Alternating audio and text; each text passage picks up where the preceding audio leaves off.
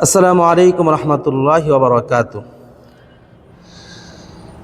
সম্মানিত মুসলমান ভাই ও বোনেরা, সূর্য ডুবার সাথে সাথেই লাইলাতুন নিসফি মিন শাবান শুরু হয়ে গেছে, অর্থাৎ বরাতের রাত্র, যেটাকে আমরা সবে বরাত বলে থাকি, শুরু হয়ে গেছে।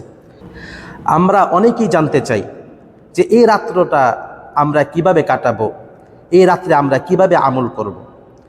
সম্মানিত মুসলমান ভাই ও বোনেরা, আল্লাহর নবী সাল্লাল্লাহু আলাইহি ওয়াসাল্লাম বলেছেন, ইদা কানাত লাইলাতুন নিসফি মিন শাবান ফাকুমু লাইলাহা ওয়াসুমু নাহারাহা।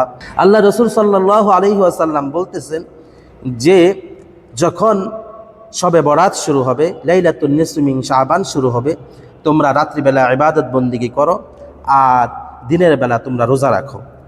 তাহলে এই শবে বরাতে আমরা রাত্রিবেলা ইবাদত বন্দেগী করব এবং দিনের বেলা আমরা রোজা রাখবো ইনশাআল্লাহ।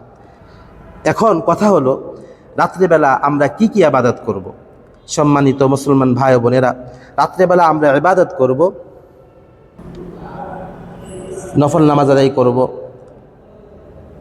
বেশি বেশি নফল নামাজ আদায় করব, তাহাজ্জুদের নামাজ আদায় করব, তারপরে কোরআন তেলাওয়াত করব, তাসবিহ তাহলিল পড়ব, ইস্তিগফার পড়ব, তওবার উদ্দেশ্যে 2 রাকাত নামাজ আদায় করব, আমার প্রয়োজন সালাতুল হাজত পড়ব, প্রয়োজন পূরণ করার জন্য 2 রাকাত নামাজ আদায় করব, এবং আল্লাহ যেন আমাকে পবিত্র করে দেয়, গুনাহ থেকে পবিত্র করে দেয়, এর উদ্দেশ্যে 2 রাকাত নামাজ আদায় করব।